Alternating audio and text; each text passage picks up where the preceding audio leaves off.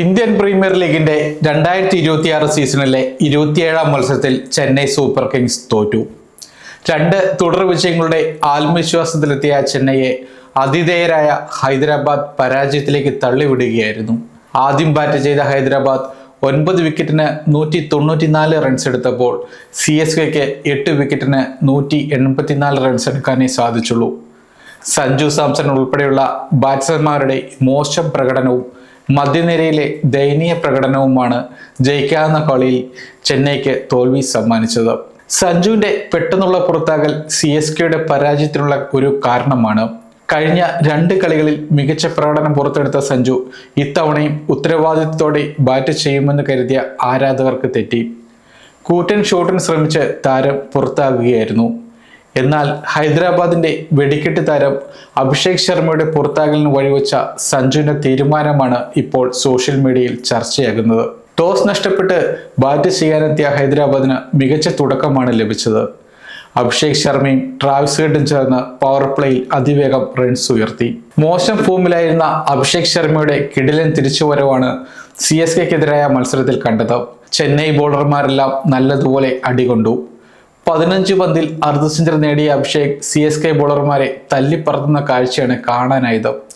അഭിഷേക് CSKയ്ക്ക് വലിയ ഭീഷണി ഉയർത്തവേ ജമി ഓർട്ടന്റെ പന്തിൽ സഞ്ജു സാംസണാണ് അഭിഷേകിനെ ക്യാച്ചിലൂടെ പുറത്താക്കിയത്. 22 പന്തിൽ 6 ഫോറും 4 സിക്സും ഉൾപ്പെടെ 59 റൺസായിരുന്നു അഭിഷേകിന്റെ സമ്പാദ്യം. 268.18 സ്ട്രൈക്ക് റേറ്റിൽ കസറിയ അഭിഷേകിന്റെ വിക്കറ്റ് നേട്ടത്തിന് കാരണമായതും സഞ്ജു സാംസണിന്റെ നിർണായക നീക്കമാണ്. 8ാം ഓവർ എറിയാനെത്തിയ ജമി ഓർട്ടന്റെ അവസാന പന്തിലാണ് വെടിക്കെട്ട് താരം അഭിഷേകിന്റെ മടക്കം. ഓർട്ടന്റെ എക്സ്ട്രാ ബൗൺസ് അഭിഷേക് ലീവ് ചെയ്തുവെന്നാണ് എല്ലാവരും കരുതിയത്. എന്നാൽ അഭിഷേകിന്റെ ബാറ്റിന് തൊട്ടടുത്ത് കൂടി പോയ പന്ത് ബാറ്റിൽ ഉരസിയിരുന്നു. എന്നാൽ ബോളറായ ഓർട്ടന് പോലും ഇത് മനസ്സിലായില്ല. എന്നാൽ വിക്കറ്റ് കീപ്പറായ സഞ്ജുവിന് ഇത് വിക്കറ്റാണെന്ന് ഉറപ്പായിരുന്നു. സഞ്ജുവിന്റെ അപ്പിൽ കണ്ടാണ് ഓർട്ടനും ശ്രദ്ധിച്ചത്.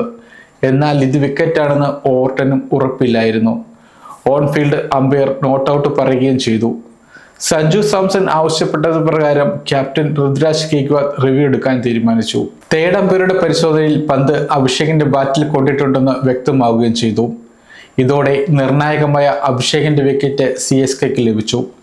സഞ്ജു സാംസണിന്റെ നിർണായക ഇടപെടലാണ് CSKയ്ക്ക് ഇവിടെ കരുത്തായി മാറിയത്. മുൻ രാജസ്ഥാൻ റോയൽസ് നായകനായ സഞ്ജുവിന്റെ റിവ്യൂ തീരുമാനങ്ങൾ പിഴയ്ക്കുന്നത് വളരെ വിരളമാണ്. ഇത് ഒരിക്കൽ കൂടി ശരിവെക്കുന്നതാണ് അഭിഷേകിന്റെ വിക്കറ്റ് എന്ന് പറയാം. 1ാം വിക്കറ്റിൽ 75 റൺസിന്റെ കൂട്ടുകെട്ട് സൃഷ്ടിച്ച് അഭിഷേകും ട്രാവിസ് ഹെഡും CSK ഉറപ്പിച്ചെങ്കിലും ശക്തമായ തിരിച്ചുവരവ് നടത്താൻ CSKയ്ക്ക് ഈ വിക്കറ്റോടെ സാധിച്ചു. അഭിഷേക് ശർമ്മ കുറച്ചു നേരം കൂടി ക്രീസിൽ തുടർന്നിരുന്നുവെങ്കിൽ ഹൈദരാബാദിന്റെ സ്കോർ 200 റൺസും കഴിഞ്ഞ് കുതിക്കുമായിരുന്നു എന്ന കാര്യം ഏറെക്കുറെ ഉറപ്പായിരുന്നു.